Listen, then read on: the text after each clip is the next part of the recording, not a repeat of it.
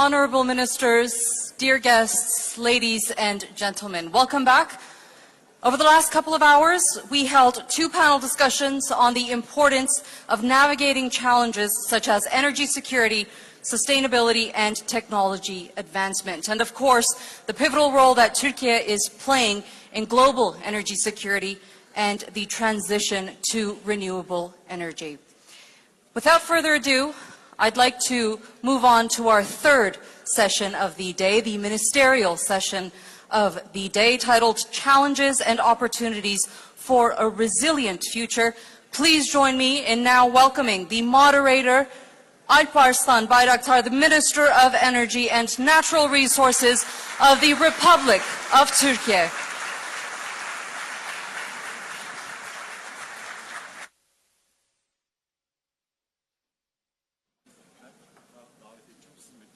Siz zahmet buyurmayın. Buyurun efendim. Joining Minister Bayraktar on the stage is Parviz Shahbazov, the Minister of Energy for the Republic of Azerbaijan.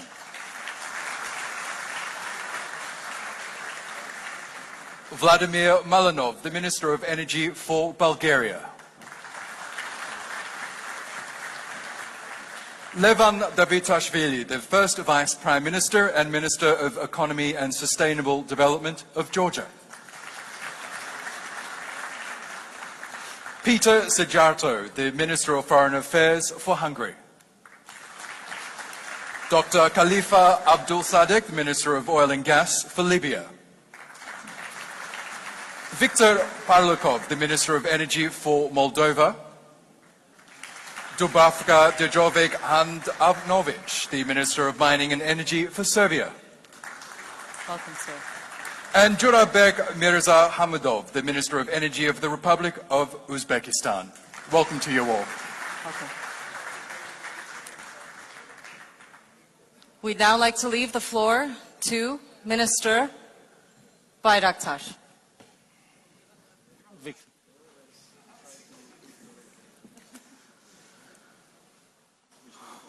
Honorable Ministers, distinguished guests, it is a real honor and privilege for me to welcome you all to the very first Istanbul Energy Forum.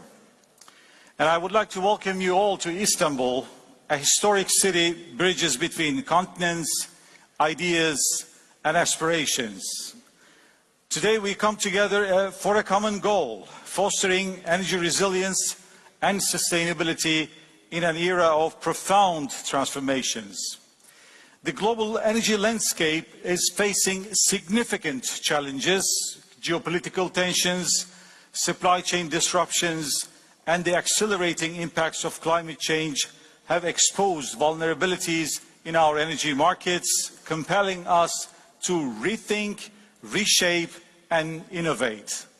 There is an urgent need for sustainable investment in energy infrastructure and emerging technologies, but unfortunately, financial conditions, monetary policies, cost of capital are not very investment friendly.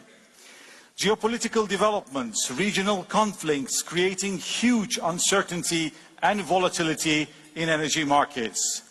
I believe we need to set a common goals for our common future to overcome of these challenges. I always say transition must be smart, and recognizing the continued role of oil and gas while accelerating electrification and diversifying supply chains to ensure security, jobs and economic development.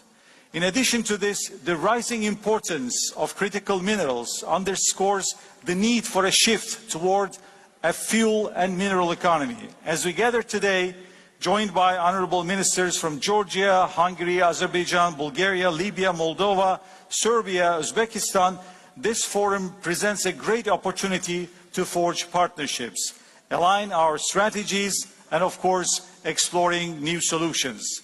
Energy challenges transcend borders, and only through enhanced cooperation and collaboration, innovative approaches and investments, we can achieve a sustainable, secure and resilient energy future.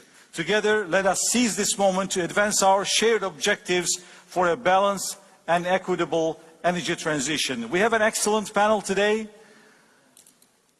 and we are a little bit late. Sorry for that, but we will have 2 rounds of questions, and hopefully it will be an interactive and lively discussions. And I will start a common question to all the panelists here in the stage. My question is, how can regional cooperation be strengthened to support energy security for your countries that also promote prosperity and regional stability? So I would like to begin with my dear colleague Levan, First Vice Prime Minister of Georgia and Minister of Economy and Sustainable Development. Levan, the floor is yours. Thank you, Excellency, dear friend. I want to really congratulate for this wonderful organization, for this forum, and thank you for inviting our colleagues. We have very interesting discussion about very important topics in energy sector, but overall for the economy of our countries. I fully agree that regional cooperation is key to strengthen energy resilience and also promote energy security throughout the region. And from my perspective, I think that enhancing cross-border energy infrastructure is key to promote energy resilience and energy security in the region. It's also very important that we can promote, and we have to promote, of course, investments in renewable energy sector, promote trans-border energy trade, which is also very important and key for regional energy cooperation. We already are in the process of aligning our legislations in the region to promote energy trade among the countries in the region. And I think these are the steps which are key to guarantee energy security in the region. So balancing energy supply and accessibility to electricity in all countries is fundamental for the competitiveness of our economies. That is directly linked to the livelihood of our people and economic prosperity of our country. Thank you very much. Peter, tell us about the situation in Hungary and what are your thoughts on this bilateral cooperation, regional cooperation? My friend, first of all, I'd like to express my gratitude, appreciation and respect to you personally and to the government of Turkey, including the Ministry of Energy, for this wonderful event. We envy that. Thank you so much for allowing us to listen to the thoughts of your president. We are happy to be here. May I make four very short points on how we see this issue, how we see the safe supply of energy. First, this is an issue of national security. The issue of safe supply of energy is a matter of sovereignty. Second, matter of safe supply is a physical issue which has nothing to do neither with politics nor with ideologies. Third point, with political statements and with press conferences, you cannot heat houses and cannot run your economy. Fourth point, putting together the national energy mix is and must remain a pure national competence. So we have to take it for granted that if someone tries to interfere in the composition of your national energy mix, it is being made either because of political reasons or business reasons. Either someone wants to put political pressure on you or would like to earn money instead of someone else. What is the consequence of that? I do believe that putting the energy supply, putting the safety of energy supply of another country at risk, either by sanctions or by blocking transit, must be considered as an attack against the sovereignty of that given country.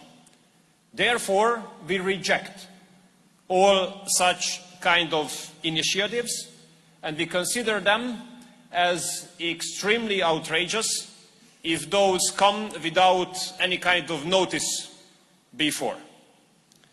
You know that the outgoing Democrat administration in the United States has just made a measure the day before, putting Gazprom Bank at the sanction list. This can put the Central European and Southeast European countries in a challenging position when it comes to safe supply of energy. And therefore, we, the countries of this region, must and will cooperate very tight in order to find a solution how we can secure the safe supply of energy of our countries under these changed circumstances as well, independently from any kind of external pressure, independently from any kind of attack. Hungary is grateful to Turkey, to Bulgaria and to Serbia for ensuring a very safe, very reliable and very stable transit. Together with these countries, we will find the solution how to ensure the safety of the energy supplies of our countries in the future as well, how to protect ourselves from this attack against our energy sovereignty. We are not ready to change reliable partners, especially not if there's no better offer. This is a very simple way how I see the regional energy situation.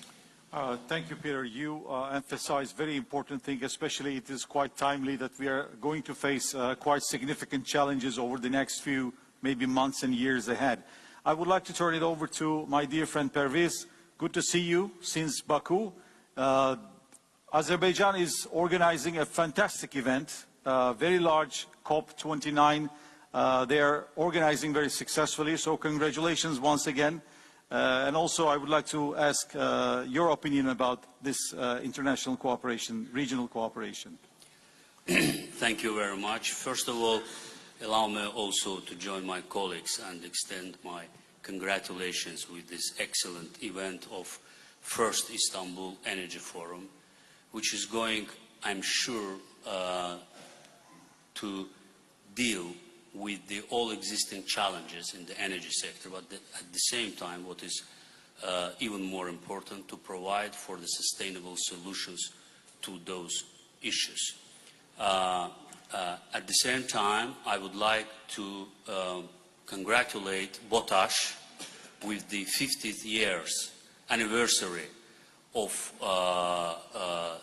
the activities of this company, which has been instrumental not only for the Turkish energy sector through over the half century, but has also contributed a lot to the regional and international cooperation. And I can say it because in our cooperation between our energy companies, SOCAR and BOTAŞ, together played a great role. Take TANAP, take other regional and international projects.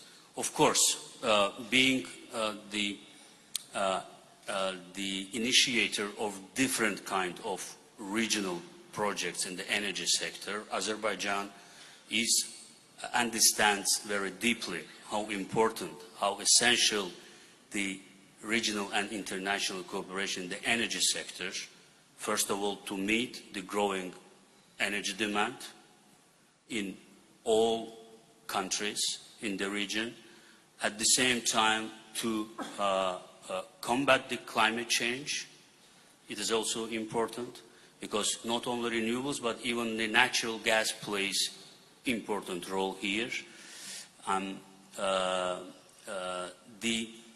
Of course, energy security has been already mentioned here. I think very seriously, and we have to take it into account. And of course, the sustainable economic development of all countries. So we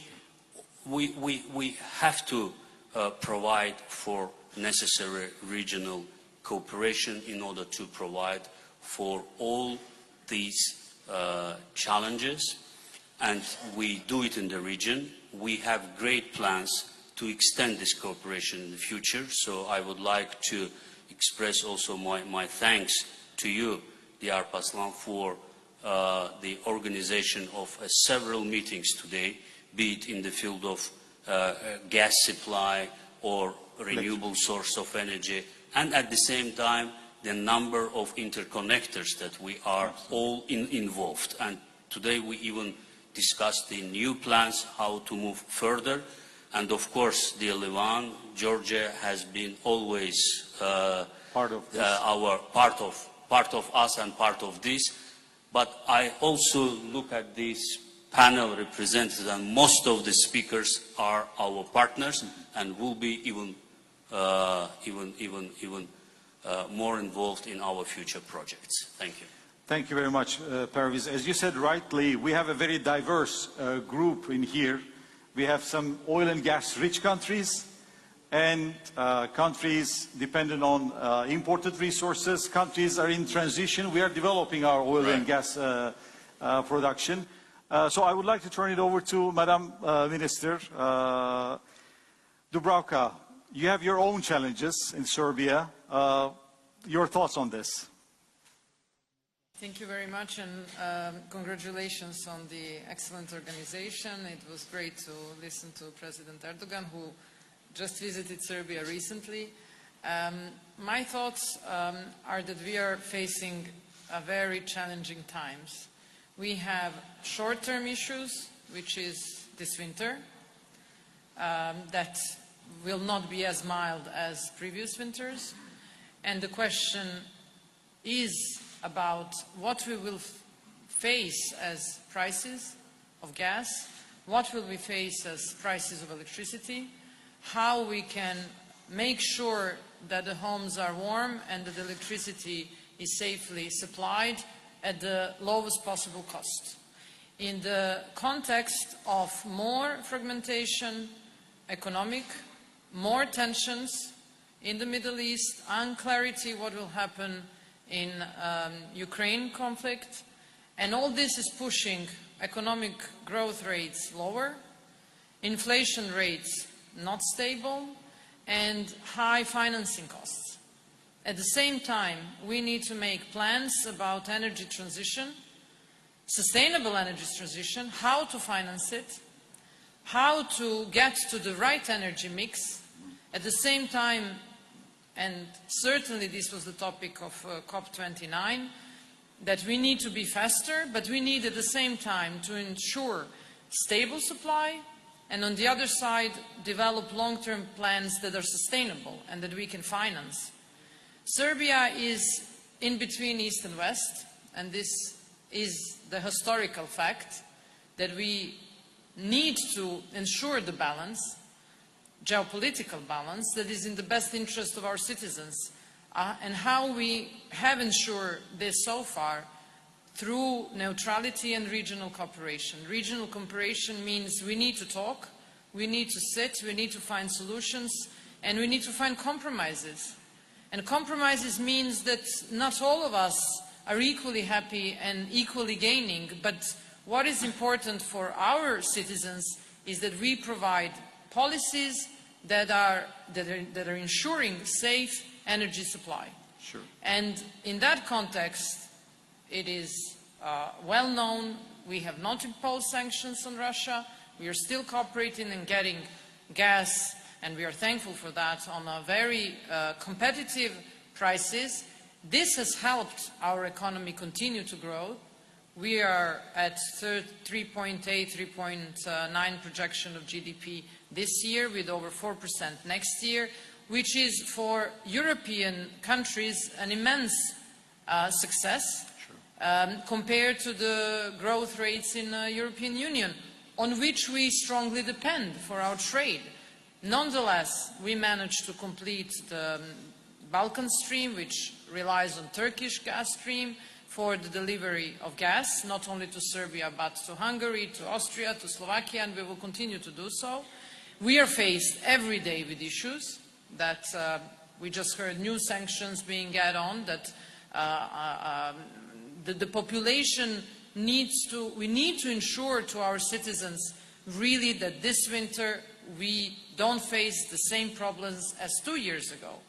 And it seems to me that there is still not enough pragmatic thinking in Europe about this.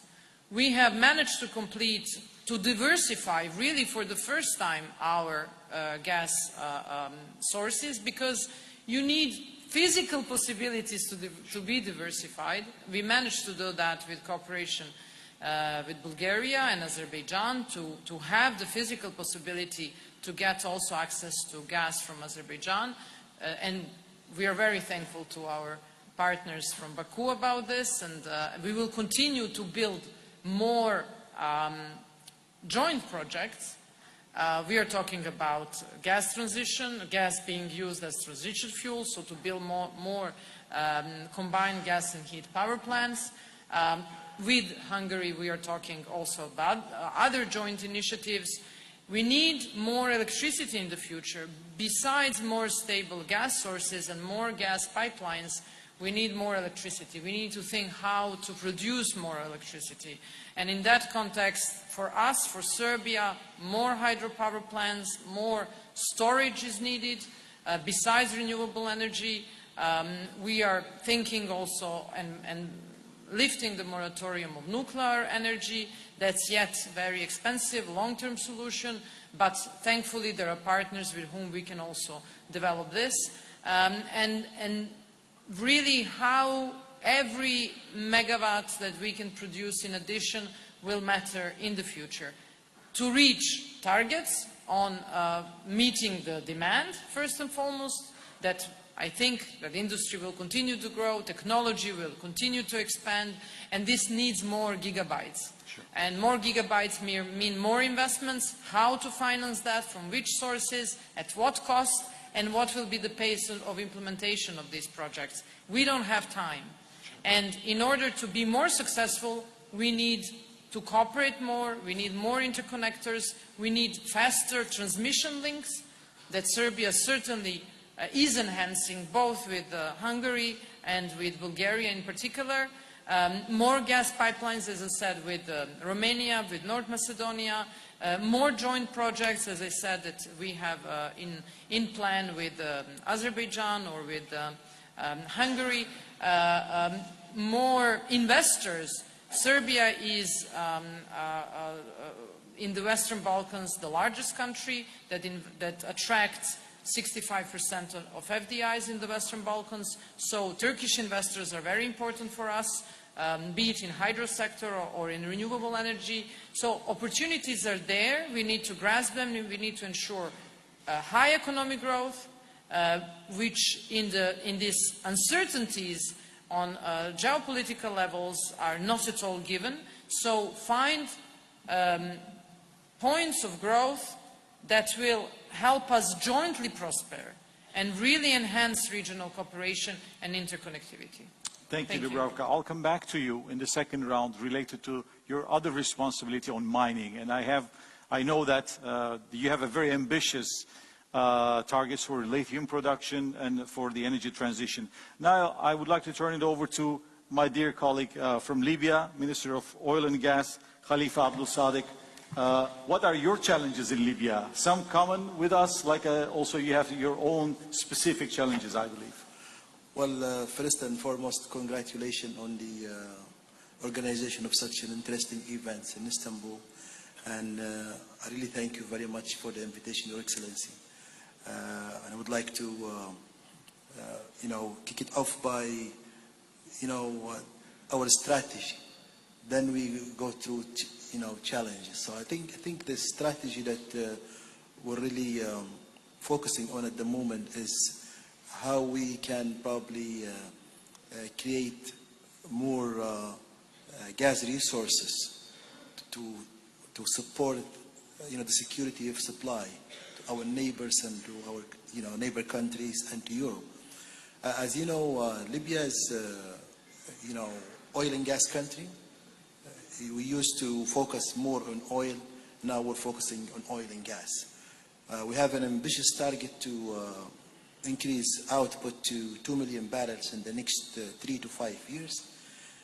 Now we are at almost 1.35. By the end of this year, probably will be 1.4.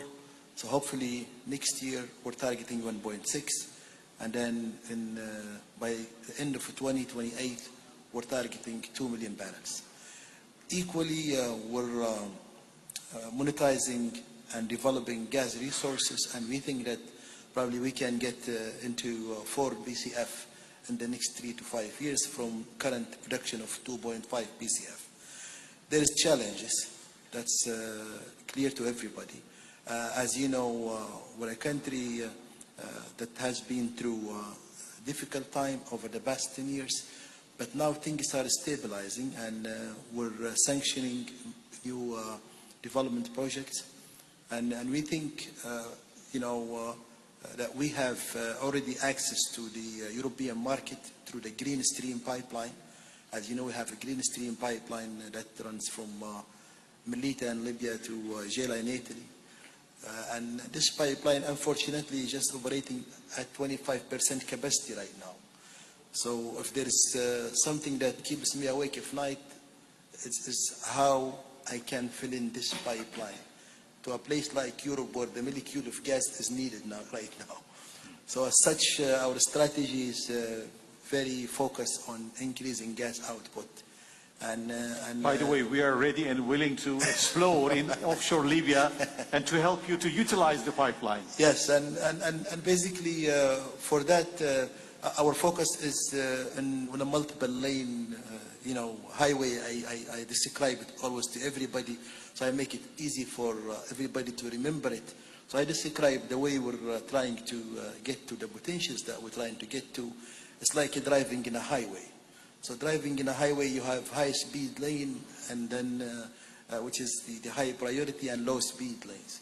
So in the high-speed lanes, where you would drive probably 120 kilometers per hour, we think that we should be focusing on redeveloping our brown fields. And the remaining reserves of these brown fields are quite tremendous. So we think we can immediately boost out output from those brown fields.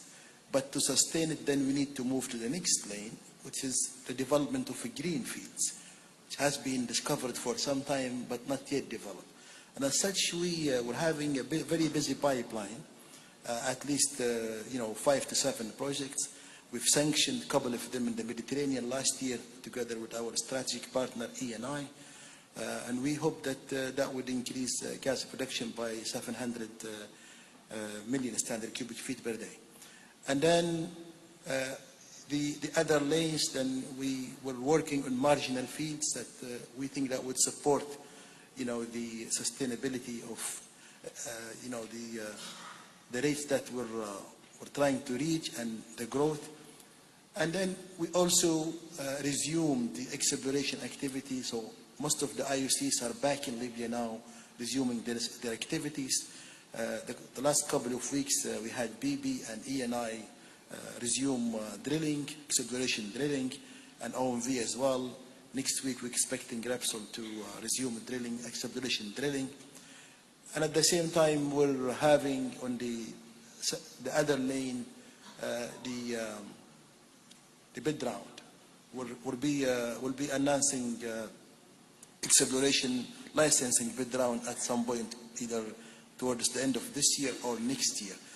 And if you look at it, all these activities are really going on in parallel lanes, but different speed, different priorities, if you like. And equally, we're country blessed with huge unconventional resources. So we're at the same time probably thinking next year of opening bid round for the unconventional resources. And equally, we're thinking of minimizing gas emissions, and we've already set a target to get to near zero gas flaring by 2030, and that means, saving lots of flared gas right now at the rates of 300 million, something like this, and monetizing those into the international market. So in the renewables field, we're working in the renewables and working together with our international oil companies, and we're trying to encourage international oil companies to, partner with us in creating and developing renewables, power generation. By the way, they're doing this in Azerbaijan. Yes. Yes. Yeah. So we're discussing projects now. We have almost ready to go project with Total Energies. We're doing the same with our partners in Sharara oil field. So we think by doing this, we will be able to free more gas for export. Sure. So that's a target that we're working on. And at the same time, when it comes to cooperation between, global, regional and global countries. So we're discussing now with our neighboring countries from Africa, Nigeria, and other countries to create pipelines, cross-country pipelines that evacuate gas from Central Africa and Nigeria to Libya, then to Europe. And at the same time, we're discussing same opportunities to have another pipeline to Egypt. As you know, in Egypt there is a couple of LNG plants that not quite busy right now. So we think probably a good strategy is to extend the pipeline there. So definitely, cooperation is the key. I don't think that the problem can be sorted out through renewables. We still need to have fossil fuels, gas specifically, a key player to generate energy and to support energy security. Thank you. Thank you very much, Khalifa. I would like to turn it over to my dear friend Jurabek from Uzbekistan. And in front of everybody that you are doing fantastic reforms. I admire your dedication, political will and commitment to this project. And through this, you're attracting so much foreign capital, including Turkish investors are developing projects in Uzbekistan. Tell us about your thought on this. First of all, thank you very much, Your Excellency, for inviting for this first Istanbul Energy Forum, which is being organized on an excellent level. You know, when listening the speech of His Excellency President of Turkey, Mr. Erdogan, we could see that when he mentioned what has been done in 22 years, we see that a lot of things which we learn and which we apply in Uzbekistan. And I would like to thank especially Turkey and Turkish companies for supporting the reforms which we started in the energy sector. Now, when we started these reforms in 2019, Turkish companies were the first to be the private investors in power generation, to implement the PPP projects. And I would like to express my sincere appreciation for this, not only this, but also in reforming the sector, introducing the energy regulator, where we learn a lot from here. That's why, as regarding the regional cooperation, which is the main subject which you mentioned, Uzbekistan being the center of Central Asia, is obliged to cooperate with all our neighbors. And with the reforms which has started in 2016, when our president came to the power, it has changed drastically. Before we couldn't even discuss that certain cooperation between the neighbors. How we can discuss when between the neighboring countries there were mines exploded, when there were visas introduced, which were all released. And the first thing which our president started by enhancing the relations with the neighbors. Nowadays, I could proudly say that for energy sector, we cooperating closely with all our countries. Turkmenistan, Kazakhstan, Kyrgyzstan, Tajikistan, Afghanistan, with whom we are doing all types of trade, whether it's supply, export, import, or transit, whether it's oil and gas, or oil products, or especially in the power sector. Moreover, as a next step of real such a enhancing of the relations between the countries, and I think it could be an example for other regions in such a volatile world, is we started discussing and implementing joint projects, not in our country, but in neighboring countries, which we couldn't even dream. Nowadays, we have a joint venture with Tajikistan for implementing 2 hydropower projects. We started a project between Uzbekistan, Kazakhstan, and Kyrgyzstan for implementing big hydropower, Kamarata hydropower plant. Together with Kyrgyzstan, we are discussing now conducting a study for cascade of hydropower stations in Chatkal River, and in those projects, Uzbekistan not only becoming as a part of the project or co-investor, but one of the main off-takers of the electricity.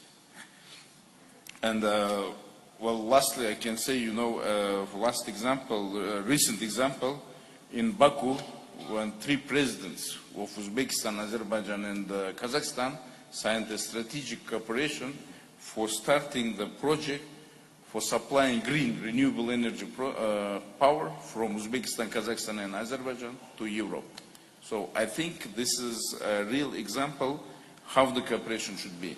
You're aware that Central Asian ministers of energies, we gather on a quarterly basis, except such a, not considering such international events when we meet each other. Azerbaijan now joined these meetings all the time they participate. You're welcome as well, we invite you.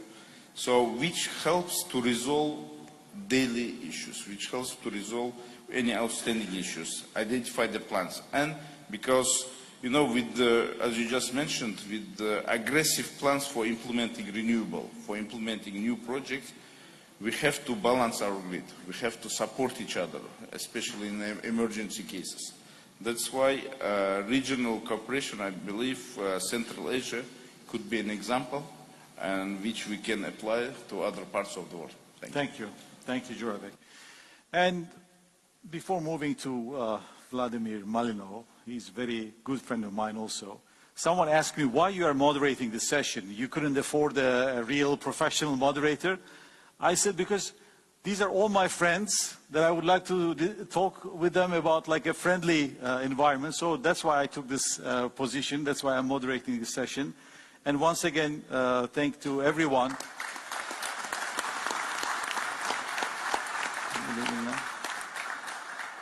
I would like to turn it over to Vladimir. I mean, we are close cooperation with Bulgaria for so many fronts, especially in the field of energy, gas, electricity. And tell us about your view on the international and regional cooperation. Thank you very much, Alparslan Bey. Komşu.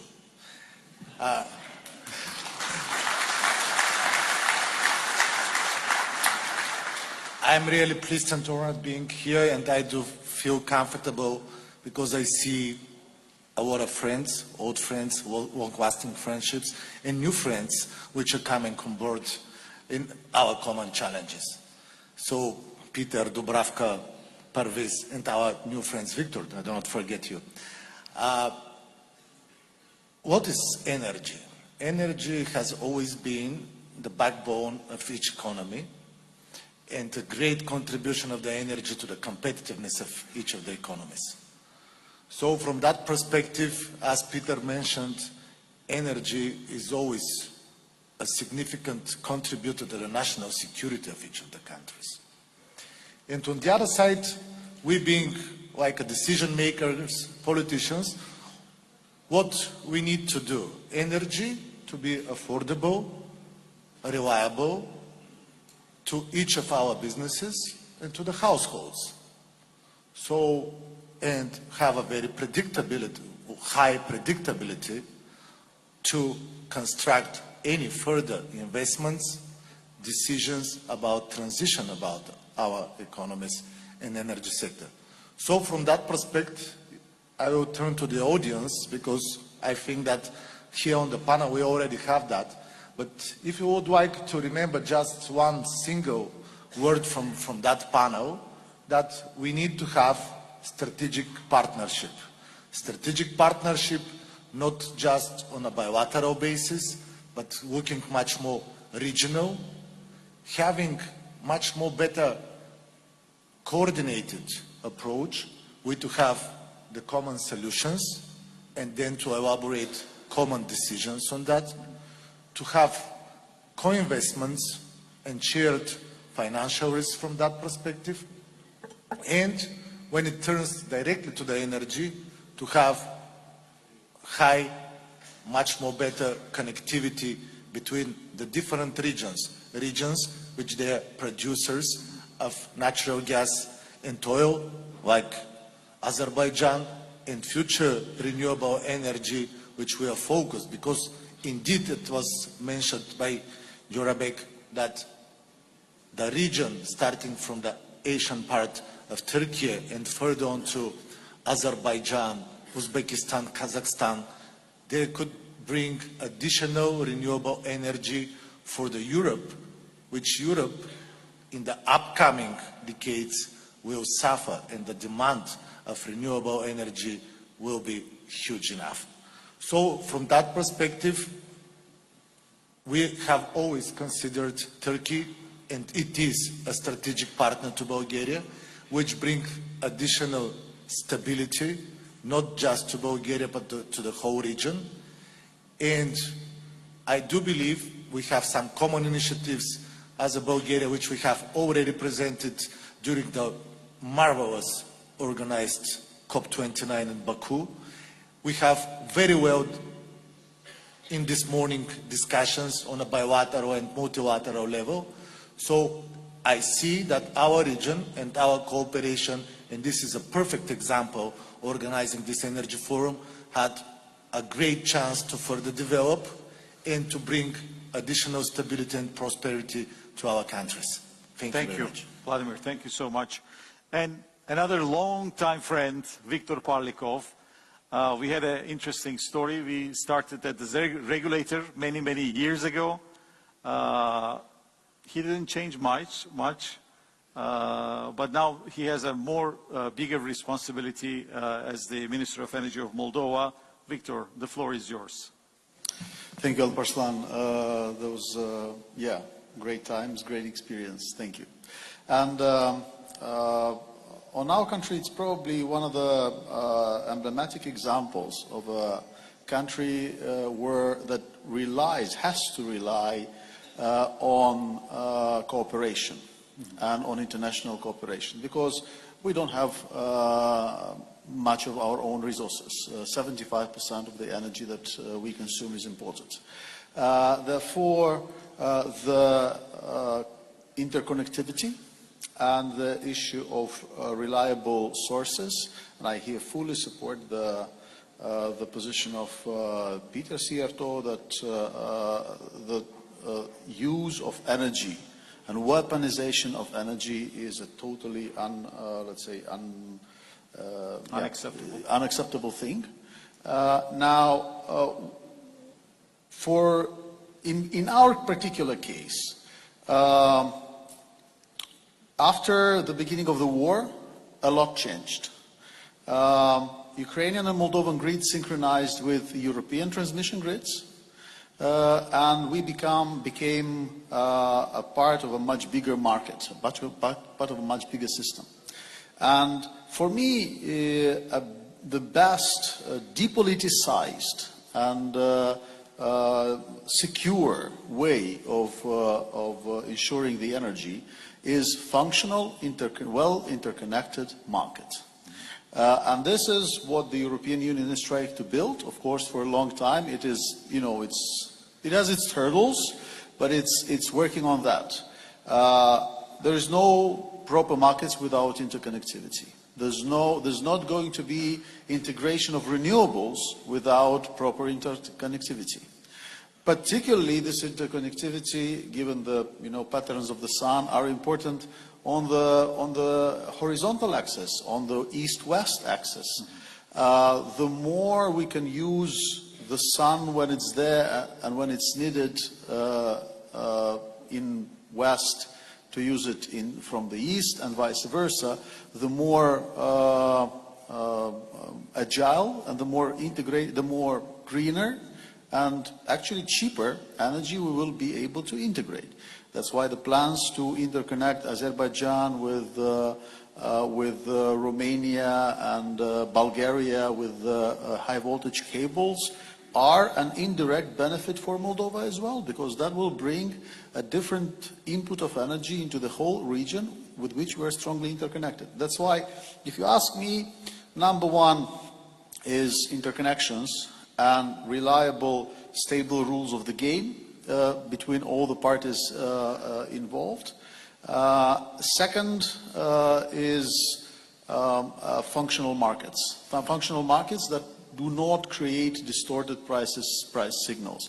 That one thing, and we are experiencing that in our country. We are just starting to develop our markets, and we already are seeing the interest of private investors to come in, to step in, to invest, to build, to ramp up our generation infrastructure, both renewables and fossil.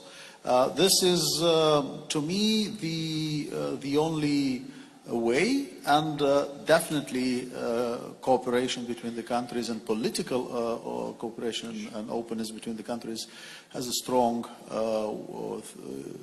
role here. And I would like to use this opportunity also to thank many partners on this panel, particularly. This is Azerbaijan, this is Bulgaria, this is Turkey. You have largely saved us when we had no alternatives in 2022, and there is going to be more pressure on these routes and alternative corridors now that let's say the transit through Ukraine after the 1st of January is uncertain. So there's more room for cooperation and more need for good coordination between us. Thank you. Sure. Thank you, Victor. And I would like to continue with you for the second round. You reminded me earlier means like the beginning of 2010s when we were discussing about functioning market that you touched upon. But also I would like to ask you, what about your own solutions or like a potential solution? We have so many investors in here also. I would like to hear from you about Moldovan renewable projects or like a prospect, gas, diversifying your energy mix, like a more own specific ideas on this. Thank you. First of all, of course, Moldova is a small country. That's why the figures that I will be putting up is probably not going to be impressive compared to the things that are happening, for instance, in Turkey or in other places. We're a small country, we're a small system. But the amount of investments that we're doing in our energy system in the next couple of years, in the next several years, is probably going to be more than everything that's been done in the last decades. We're talking about, for the first time since probably Soviet times, we're talking about building in the same time 3 interconnections, 3 high voltage lines, 2 of them new interconnectors with Romania. One is internal line, but which is connecting the capital to the existing interconnection with Romania. We're talking about modernization of our district heating systems. That's hundreds of millions of euro allocated for that. We're talking about renewable auctions on renewable energy. Of course, as I said, 105 megawatts for wind and 60 megawatts for solar is not going to impress countries like Turkey or China. But this is a step. This is what we can integrate in the grid now. And the more we create the markets, the more flexibility we have with differentiated energy prices, the more we will be able to, the better we will be able to integrate the renewables. That's the point. Another 2 big domains I would like to mention for us. Number 1 is actually energy efficiency. For countries like ours, where over 50% of the energy is consumed in buildings, and we consume on average twice as much energy as average EU to upkeep 1 square meter of a building. The amount of energy that we can save by just investing in construction works, essentially, is almost equivalent to the entire volume of the natural gas that we import in energy terms. So this is huge potential. And another domain which is picking up momentum, but it will pick up and will become much more dynamic when we have differentiated energy prices and we integrate in the regional market, is the electrification of vehicles. For Moldova, we're much better positioned compared to many other countries because our transmission grids are overcapacitated, so we can actually electrify the transport without needing to make additional major investments. Thank you very much, Victor. Vladimir, I would like to get back to you. Over the 3 decades, you have been very instrumental for us because you are the part of supplying gas to Turkey through Ukraine, Moldova, Romania, and Bulgaria. Now I think it is time for us to kind of return all these years, and now we are exporting gas to Bulgaria. We are sending gas to you. We have an excellent cooperation in the field of gas and electricity as well. We have an interconnection, and we would like to increase these interconnection capacities on the power side as well as the gas side. In terms of your own challenges in the energy market that you are facing each and every single day, what are your thoughts and developments and projects that you are developing internally in Bulgaria besides all the interconnection projects that we have discussed? Thank you very much for the very good and precise question. But I will start from a little bit of a different angle before answering very straight. Of course, the other word which I always have in my mind when it comes to the energy is balance. Mm-hmm. Balance between renewable energy and fossil fuels. Balance between regional, national, and global thinking and approaches. And also balance in the whole electricity mix of each of the countries. So, based on that, of course, even when we are thinking about huge energy projects in Bulgaria, we are not thinking selfish, just, let's say, to secure our country. And we are thinking what will be the regional impact of those projects.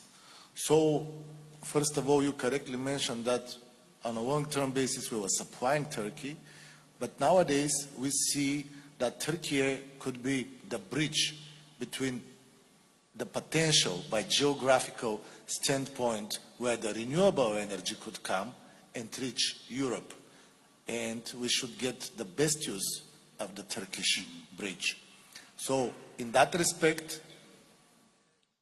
we should concentrate our efforts in future, even on a short-term basis, development of our connectivity. Connectivity when it comes, increase the capacity for transportation of natural gas, because Turkey in the last 10 years has invested a lot when it comes to the necessary infrastructure to bring additional liquefied natural gas, to bring natural gas from the Caspian region, from Azerbaijan, and potentially in the future from all the countries on the Caspian Sea, and of course connectivity when it comes to the electricity grid. This is, I think, a very good potential which we should not miss and get the best for our countries. Of course, we have also a lot of common with Turkey and with the rest of the country. We have as a Bulgaria an experience, and this year we are celebrating 50 years being a nuclear country, operating a nuclear power plant. So our colleagues of Botosh also, they have their celebration, but on a bilateral basis, we could contribute to that, share our experience, share our cost when it comes to the nuclear, because on a long-term basis for the upcoming century, the nuclear energy will be one of the basic securing the base load of the electricity.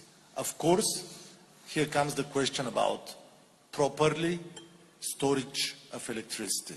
So I think that the Turkish companies, Turkish investors, they are pretty good welcome to Bulgaria, because we have plans to develop also, once again, balance between the private and the public interests.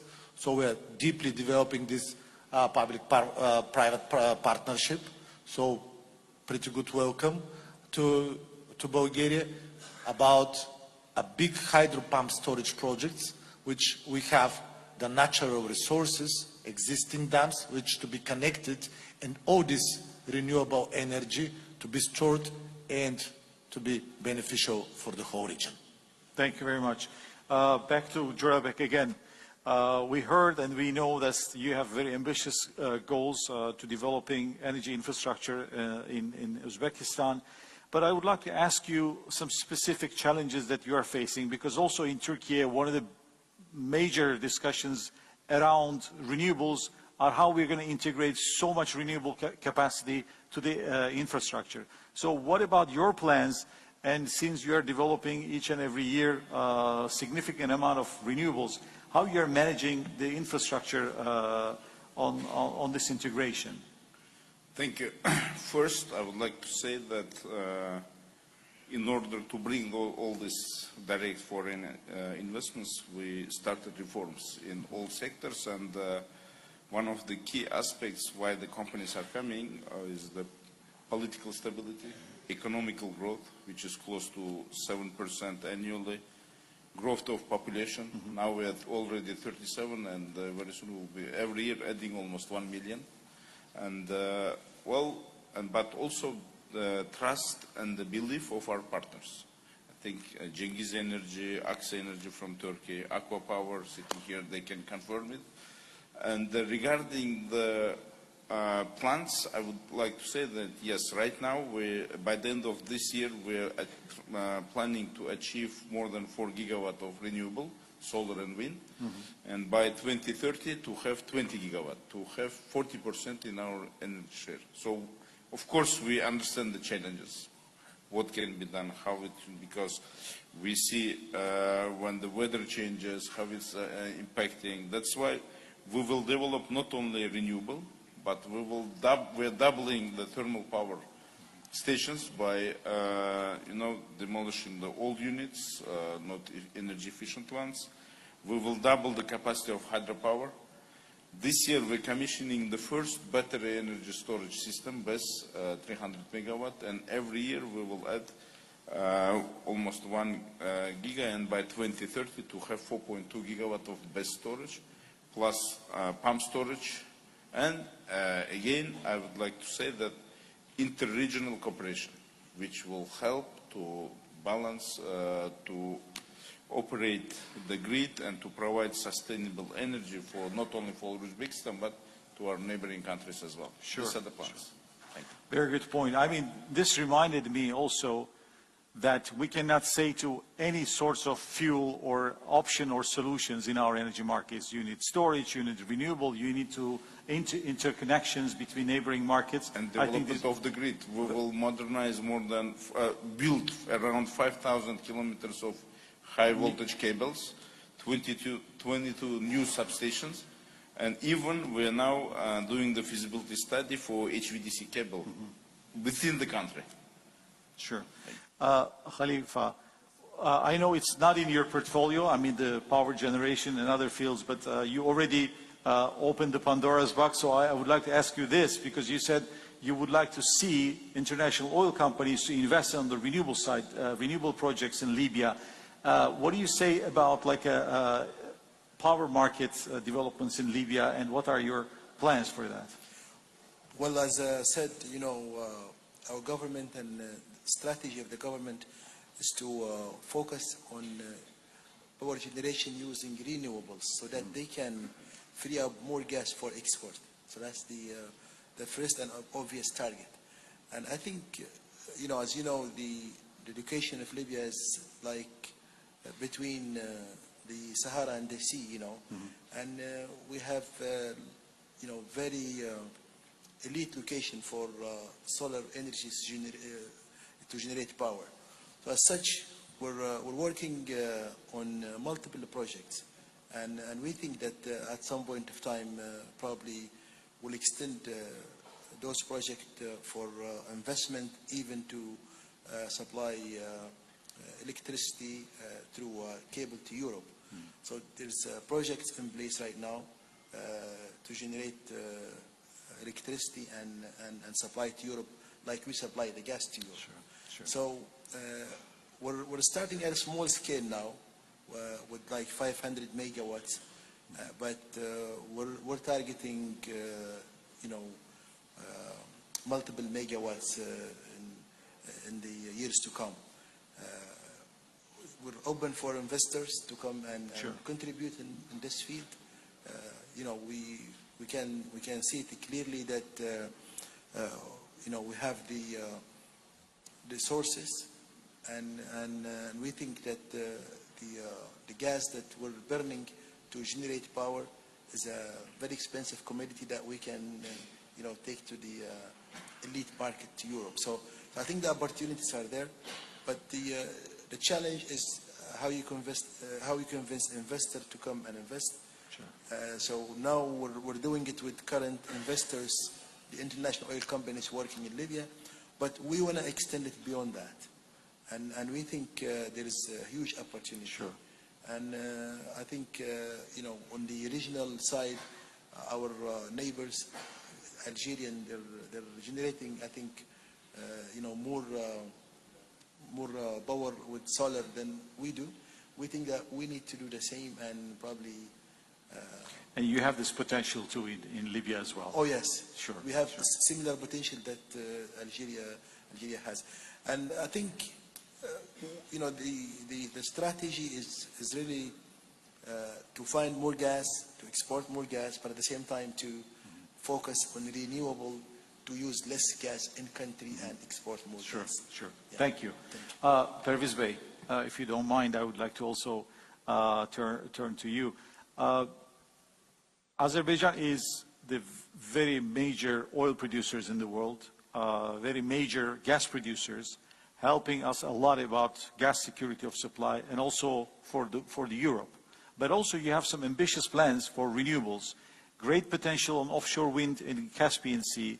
That's why we're discussing so many interconnection projects. Tell us a little bit about the renewable side and the power side, what you're planning for future. Thank you very much. Indeed, so we have been the first country in the world industrially producing oil, so being the traditional oil producing country, then started with gas, and today we are supplying to at least 30 countries the crude oil, and beginning from the 1st December this year, the number of the countries that we are supplying natural gas will grow till 12. So it is already a very serious, at the same time, asset to have, the connectivity and more cooperation with all the partners. Renewables.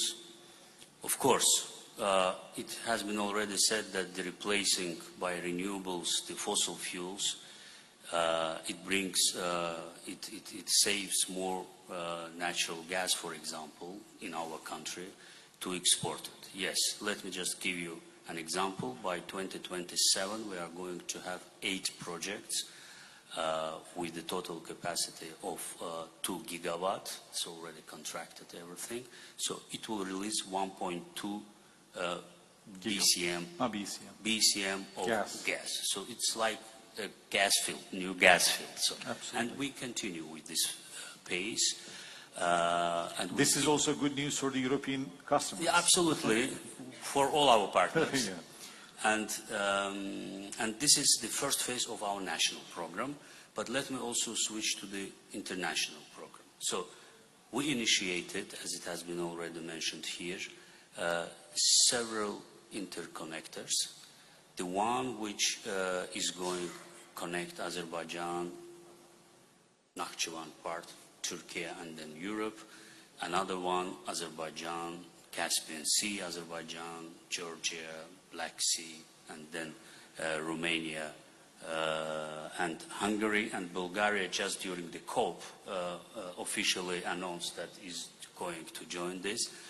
Another one... And Jurabek mentioned about this Kazakh... I'm coming to this, yeah.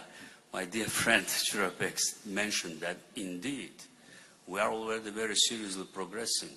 Our presidents put signature on that, and it was just before this meeting we're discussing that now we have great responsibility, we have even moved quicker.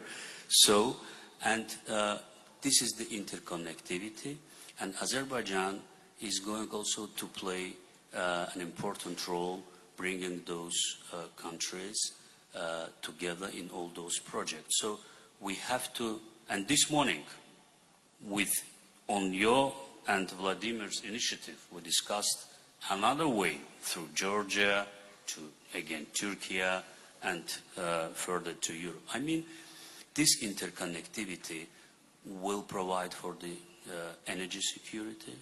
It will also make global energy transition even quicker and smarter. It will be our contribution as a COP presidency country. I have to also mention that because we have initiated several international initiatives, commitments on green corridors, green energy zones, grids and storage and green hydrogen, and I would like to use this opportunity to express appreciations to all those our partners and countries who joined us and supported these initiatives. They will really make the serious contribution into the energy transition globally. But what I would like to say, all those initiatives were born in Azerbaijan and just not taken from the air, from our practical activities, what we are doing with you all together.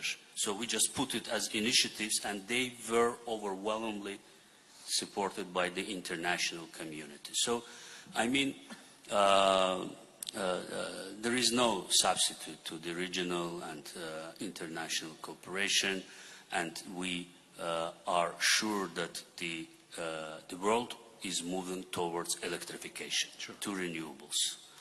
And here it is at the same time economically viable, we all know that, and that's why we all move in this direction. Thank you. Thank you. Thank you very much.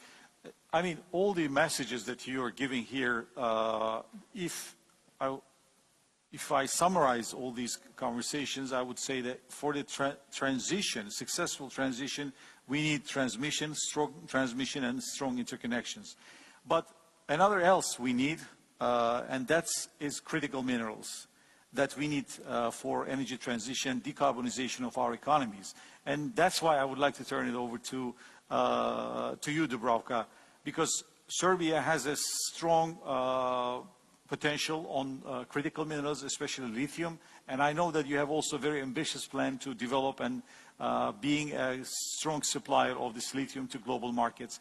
And under your mining minister capacity, tell us what are your plans on this? Thank you. For energy transition, I think we need several things. One is possibility and ability to finance that energy transition, which means strong economic growth, peace, and stable economic environment. We need, indeed, critical raw materials without which the energy transition simply cannot be met. Why? Because besides, of course, needed critical minerals for renewable energy, be it for production of solar panels or wind generators, of other components, we need not only to decarbonize our energy sectors, we need to decarbonize our transport. And to decarbonize transport, we need basically to abandon completely the fossil fuels used in transport, which means abandoning our current way of living, which is reliance on fossil fuels in transport sector for simply trucks, cars, and everything else that comes with it. And if we are looking into electric vehicles as a solution, well, simply the targets of climate neutrality will not be met unless we mine much more than today. Sure. And this is much more easily said than done, because for mining projects you need 10, 15 years to have actually fruitful product, and we are already in 2025 and we are talking about the deadline of 2050. So I must share to some extent the skepticism on global targets of 2050 without action today in mining. And again, for this we need experienced companies, we need natural resources in countries where they are available. However, we need to change the mindset of big corporates, especially in mining, coming to rich natural resource countries that have, in many cases, economic difficulties, and simply exploit that resource, because this will have to stop in more balanced and equal terms, which means creating value chain production in the place of origin of natural resource.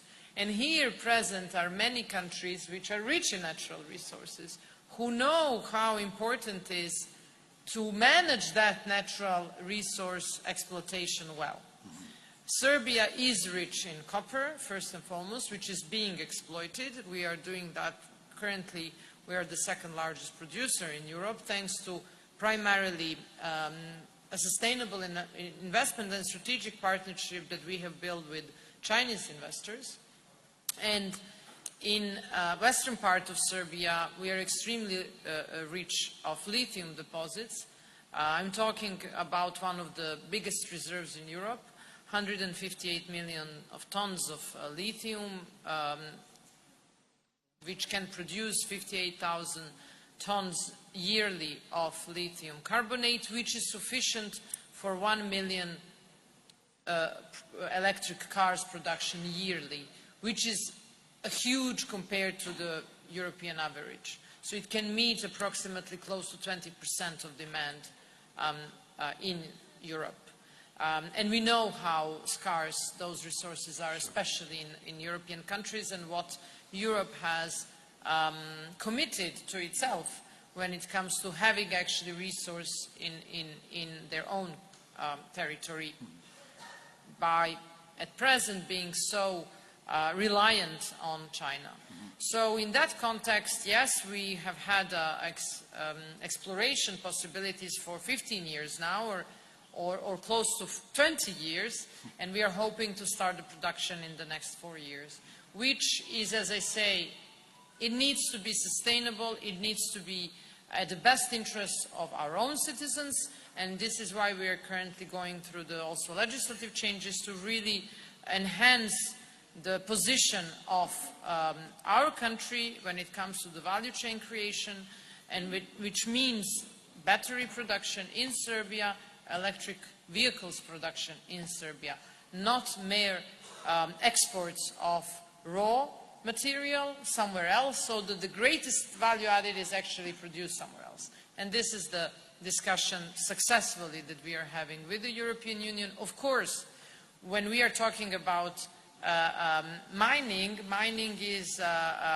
it has some detrimental effects on the environment, so it needs that the long-term sustainable solutions need to be put in place with good solutions for environmental protection, and then, of course, having a balance between what we are trying to achieve through energy transmission, and that is less pollution, less CO2 emissions, but at the same time we need more mining, which means impacts on environment need to be mitigated and need to be well managed and need to be accepted by local population.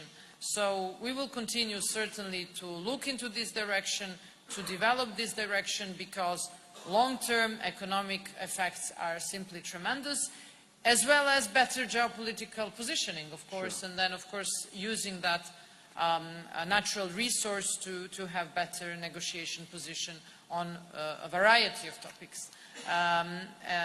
So I think that in that context, we need to inspire, learn from each other, learn from challenges that some of the countries rich in natural resource have gone through, how they have addressed it, how they have solved it, in order to improve their position and make their position stronger. Sure, thank you. Yes, we are almost concluding our panel. Levan, final words. I know that Georgia set a very ambitious targets, generating more power or doubling its power generation by the year 2030. How are you going to achieve this? Yes, indeed, we have set maybe very ambitious, but at the same time quite realistic target to double our installed capacity by year 2030, which is of course very important for maintaining our high economic growth.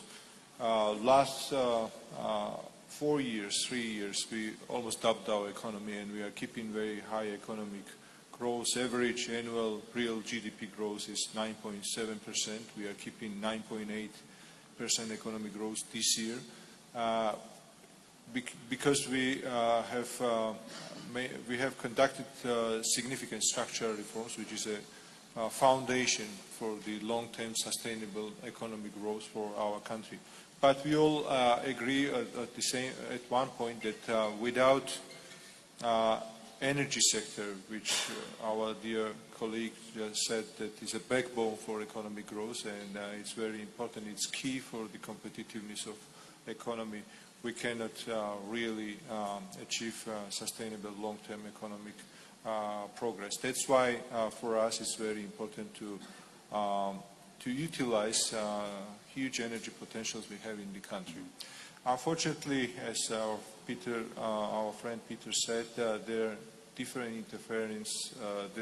interventions, unfair, either from external political powers or sometimes their commercial interests, which usually prevent, which are not fully in line with the local interests of each and every nation. And in our case, we also, unfortunately, stopped utilizing our energy potential, including introducing absolutely unjustified moratorium, granting power purchase agreements to investors.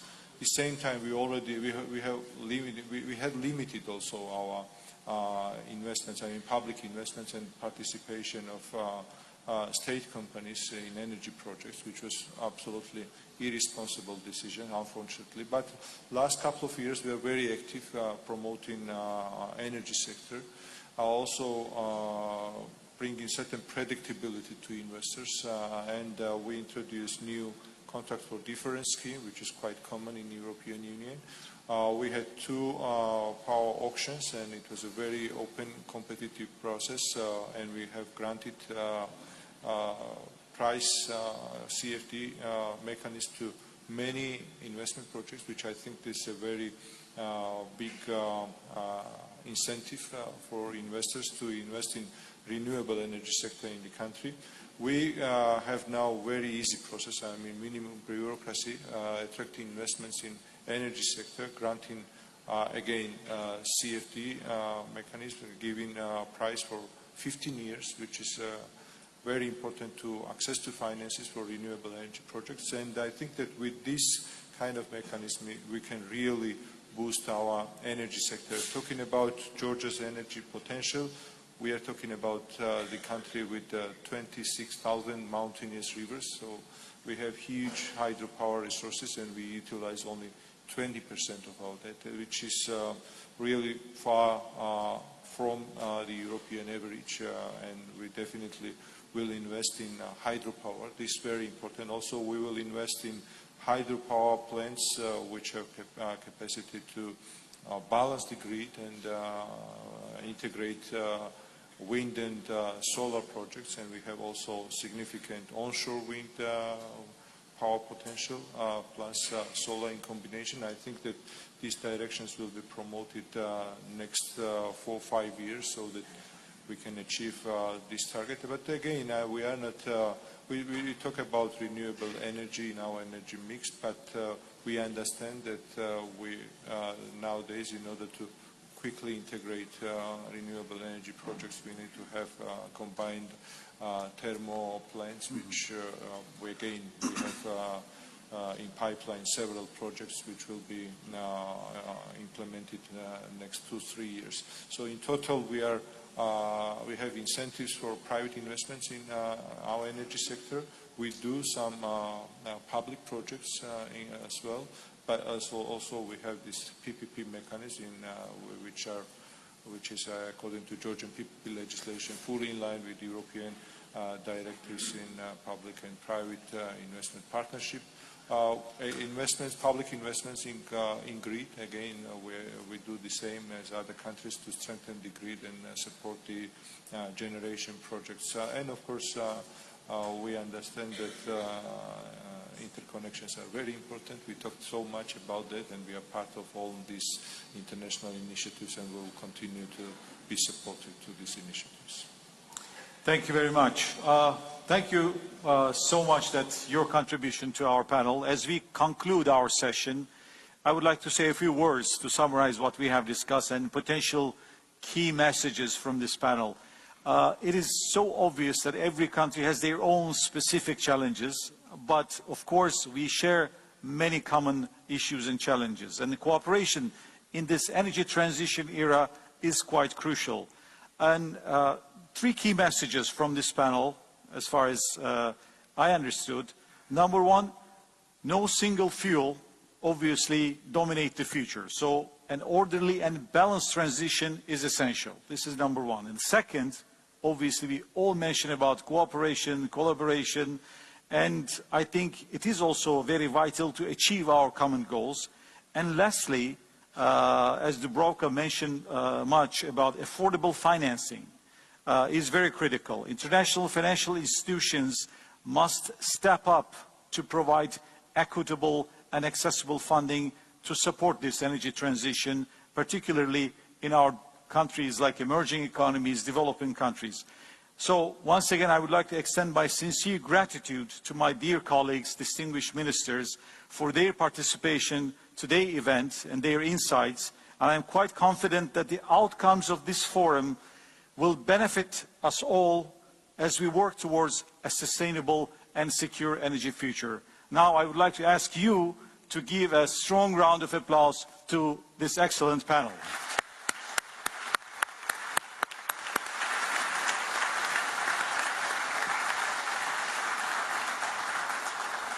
Thank you very much. Thank you. Thank you. Thanks for coming. Thank you. And a very big thank you to Minister Bayraktar for hosting such an excellent panel with the other esteemed ministers.